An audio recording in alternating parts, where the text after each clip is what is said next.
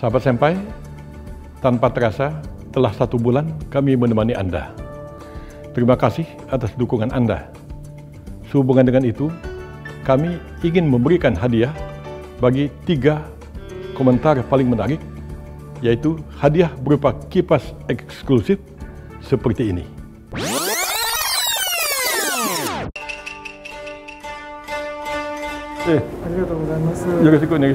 Tadi kamu itu kami culik ke sini. Ya bebas visa sih bebas visa, tapi kan bukan berarti nggak ada prosedur sama sekali.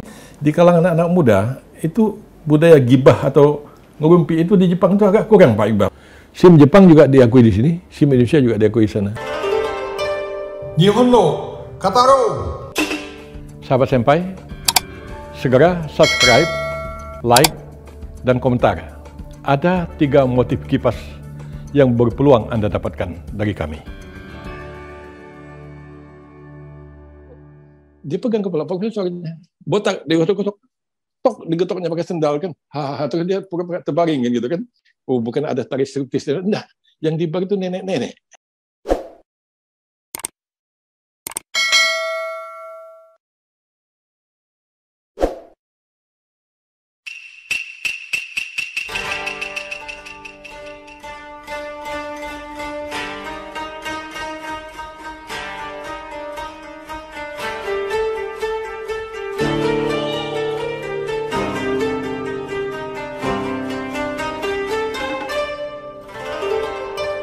Nihon no Kataro.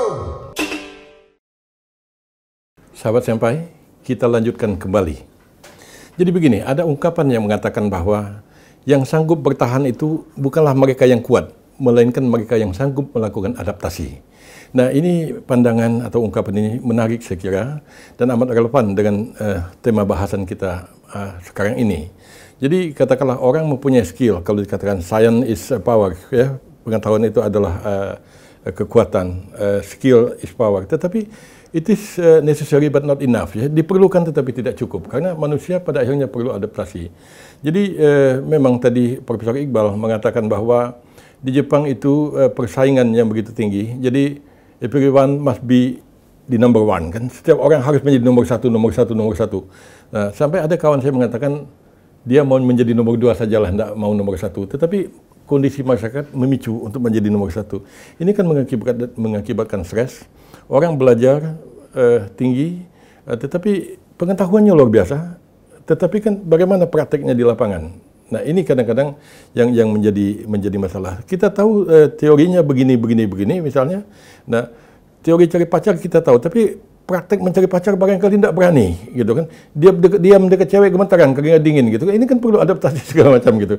Mungkin hal-hal semacam itu yang mungkin tidak seimbang antara katakanlah teori dengan praktek.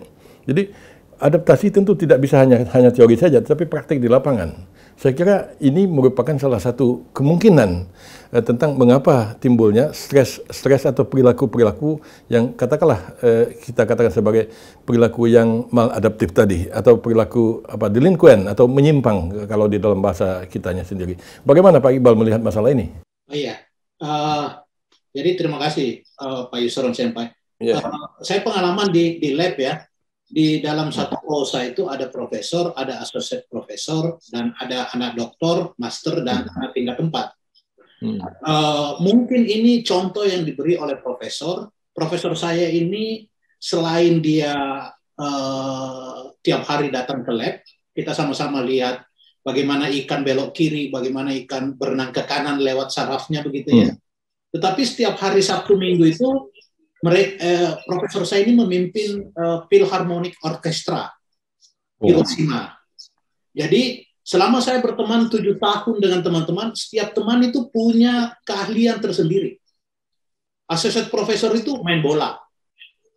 Kemudian ada satu anak yang urusannya dengan Tamiya itu, Pak Yusron Senpai. Kalau ditanya tentang Tamiya, dia udah kayak kamus berjalan. Jadi dia melimpahkan ke situ ininya, stresnya.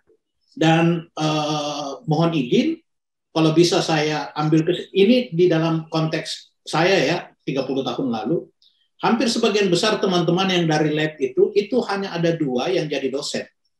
Yang lainnya sukses. jadi manajer, kopi, macam-macam. Tidak apa namanya. Jadi kadang-kadang juga menjadi pertanyaan buat saya, kok saya kebetulan dapat komunitas yang bagus ya. Walaupun membaca juga bahwa ada yang tidak seperti begitu. Saya selama kuliah 7 tahun, mungkin ada 4 tahun itu setiap tahun, setiap bulan September, pas masuk musim gugur, ada orang loncat dari gedung. Ya.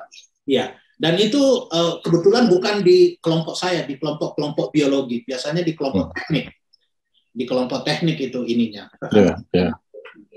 Saya tidak bisa menjawab ini secara detail, tetapi yang saya lihat contoh dari ini adalah mereka melampiaskan stres itu melalui hobi-hobi yang itu pun sebetulnya kadang-kadang kita nggak tahu kalau kita nggak dekat. Tiba-tiba profesor kok, ternyata dia jago jadi konduktor filharmonik gitu. Kita nggak tahu sebelumnya. Tetapi sejalan dengan waktu kita saling mengetahui begitu. Oh, akhirnya saya harus belajar Beethoven, harus belajar Mozart, buku-buku karena ingin terus tune sama mereka gitu. Harus ikut main bola, harus tahu mancing. Akhirnya kita MSc-nya itu Master of Karaoke, Pak Yusron Senpai. Iya, menarik Pak Iqbal. Jadi begini, Dr. Lia, tadi Pak Iqbal sudah bercerita, cukup menarik apa yang beliau katakan. Begini, di masyarakat Jepang itu saya juga baru ingat, sebenarnya mereka juga punya sebuah lembaga untuk menyalurkan stres itu, yaitu minum sake itu. Makanya Pak Iqbal pasti tahu, mungkin akan sulit bagi orang Jepang apabila kehidupan mereka itu hidup tanpa sake. Kita mungkin karena orang Indonesia jarang atau tidak begitu gandrung terhadap minuman keras, sering merasa aneh. Mengapa orang Jepang minum sake? Mengapa sih nggak bisa hidup tanpa sake? Ini bukan masalah alkohol tidak alkohol ya. Sebenarnya sake itu adalah sebuah lembaga untuk tadilah menyalurkan apa-apa yang tidak dapat disalurkan dengan baik. Terutama sekali di dalam hubungan kerja atasan bawahan, guru dan murid. Jadi di sana kan begini, kita pantanglah untuk membangkang dan melawan itu. Karena saya waktu baru datang ke Jepang sana, kan disediakan tutornya kan, tutor dan mentor kita. Jadi saya tanya, dia bilang, Yusron mau tanya apa? Saya bilang, saya mau tanya satu saja yang paling penting. Kalau suatu hari saya dimarahi profesor, gimana sikap saya? Nah, jadi dia katakan, ya jangan melawan, katakan wakarimashita, saya mengerti, wakarimashita, sumimasen deshita. Kan begini dengan wajah membungkuk. Jadi saya mengerti, saya paham, saya minta maaf. Nah kan padahal belum tentu saya salah kan, tapi budaya membangkang itu tidak dibolehkan.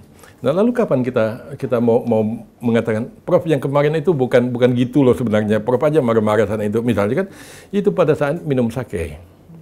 Jadi pada saat minum sake duduk lesehan kayak kita begini, ya, buka sendal, buka sepatu, jasnya dilepas, nah itu ngomong agak ini sedikit pun tidak apa-apa, karena dia dianggap kalaupun sampai ngomongnya agak miring, agak menyakit sedikit, minta maaf ya kemarin tuh saya mabok, paling nggak mabok. Nah, makanya dulu saya pernah cerita juga di dalam mungkin episode sebelum ini, ada teman saya, sayang sekali teman itu sudah meninggal, kawan kuliah saya di Jepang sana. Jadi dia tertekan juga di kampusnya itu, lalu bagaimana dia mau semacam membalas dendam secara lunak dengan profesornya. Ya tentu tidak mau bunuh diri, membunuh profesor ya. Jadi dia yang tidak minum sake, satu hari ikut-ikutan minum sake. Dia udah cerita, saya ingin minum sake malam ini, dan kemudian saya akan cerita bagaimana hasilnya gitu kan. Oke. Jadi pergilah dia, karena di sana tuh ada budaya kebiasaan kompa, kompa itu kompanyon, kompani pesta kecil-kecilan. Pak Iqbal ketawa kalau dia bilang kompa, kan pasti tahu kan itu kan. Nomikai. Jadi kumpul-kumpul untuk minum. Jadi kawan itu tidak minum sake, minum, padahal nggak mabok. Nah, dia udah mulai pakai slipper, sendal indoor sandal itu, dia mulai pegang sendal kan, dia pegang kepala kawan lain kan, dia tarik kuping orang kan, padahal nggak mabok. Dia pegang kepala profesornya, botak, dia gosok-gosok, tok digetoknya pakai sendal kan, hahaha, terus dia pura-pura terbaring kan gitu kan. Jadi pas dia pulang ke ini, kami tunggu memang dia pulang pesta itu, kita tunggu di apartemen. Gimana sudah katanya, gimana? Ya kepala profesor saya udah saya getok pakai sendal katanya. Nah dengan karena ngegetoknya dalam pesta minum sake tadi, itu dianggap ya orang mabok lah, tidak boleh dimarahin kan. Nah padahal dia tidak mabok. Jadi di situ sebenarnya ada suatu lembaga yang tempat orang Jepang tuh menyalurkan emosinya. Ada juga begini Pak Iqbal, dulu di Tokyo dan sekitarnya itu ada bar yang juga cukup menarik. Nah, yaitu di bar itu ada koridor kecil Pak Iqbal, kiri kanan itu tembok, mungkin berapa 10 meter atau 12 meter ke depan sana, lorong sempit itu, di sini ada piring. Jadi orang habis minum sake itu, kalau mau beli piring berapa biji kan? Waktu 5 biji lah, bayar itu. Jadi kalau marah sama profesor, dia ambil piring. Profesor juga, lempar, ambil juga. Itu ada bar yang semacam begitu. Nah, dan satu lagi sebenarnya, hal yang menarik itu juga, orang pergi ke bar itu, makanya para istri jangan cepat curiga kalau suami pergi ke bar di Jepang itu ya, karena bukan ada tari striptis, enggak, yang di bar itu nenek-nenek, ya nenek-nenek yang anggun ya, itu di bar itu tempat orang curhat. Jadi tadi kan dia enggak bisa dimarahin oleh atasan kan, nggak boleh ngelawan kan. Jadi daripada pulang nanti garam sama bini nempeleng anak, dia pergi ke bar dulu minum sake. Jadi kenapa gini? Ya gini, saya tadi dimarahin sama bos saya gini-gini. Oh ya gini, dia curhat sama nenek-nenek itu. Jadi sebenarnya tidak kurang sebenarnya di dalam masyarakat Jepang itu upaya-upaya atau adanya lembaga-lembaga untuk katakanlah melampiaskan, menyalurkan rasa stres itu. Tetapi masih saja itu sepertinya tidak cukup. Nah, terbukti dalam hal pandemi ini, seperti kita katakan tadi, terjadi tingkat bunuh diri yang semakin tinggi, juga terjadi perilaku aneh dan seterusnya. Kita lanjut ke ke Dr. Lia untuk mengumumkan pendapatnya. Silakan. Menarik tuh Pak Yusron Senpai bahwa ternyata dulu sebelum pandemi ya, di eranya Pak Yusron Senpai dan Pak Iqbal tadi, kalau lagi kesel atau apa tuh sebenarnya punya budaya untuk venting, yaitu di bar. Nah, itu sesuatu yang sebenarnya kalau dilakukan dengan cara yang tepat dan diterima oleh lingkungan, sebenarnya bagus gitu kan. Kadang-kadang kita perlu tuh ngeluarin unek-unek kita. Meskipun budaya di Jepang tadi kan budaya yang by the rule, yang harus disiplin, harus hormat. Nah, tetapi ada tempat-tempat yang memungkinkan kita untuk bisa mengeluarkan unek-unek. Nah, problemnya di corona, situasi itu kan jadi lebih terbatas. Jadi mungkin kenapa angkanya jadi lebih tinggi, kesempatan untuk pergi ke bar waktu lagi corona lagi tinggi-tingginya pasti kan berkurang. Kemudian oma-oma kan juga beresiko tinggi untuk lebih mudah tertular. Jadi tempat buat dia curhat nggak ada orangnya. Kalau misalnya yang ditaruh yang muda-muda, nanti mungkin istrinya yang marah. Tadi kan, jadi bagaimana nanti kita sebenarnya gini, kalau secara kejiwaan yang harus dilatih adalah kita mesti punya tempat untuk mengeluarkan stres kita dengan lebih banyak. Jadi kalau kita bilang namanya coping repertoire. Jadi kita harus punya koleksi yang lebih banyak tuh. Misalnya tadi nonton film yang lucu-lucu kayak Mr. Bean waktu kita nggak bisa keluar ya udah. Atau kita bikin kue di rumah gitu. Atau kalau kita hobi makan ya udah nggak bisa ke restoran yang kita datengin ke rumah pakai Gojek gitu. Jadi mungkin waktu awal-awal corona kenapa jadi banyak ya karena kita belum beradaptasi dan restoran juga nyari bentuk gitu. Tapi begitu sudah semua bisa beradaptasi, semuanya jadi lebih bisa nyari equilibriumnya. Betul sekali. Betul sekali. Seperti itu. Sahabat Senpai, kita jeda sejenak.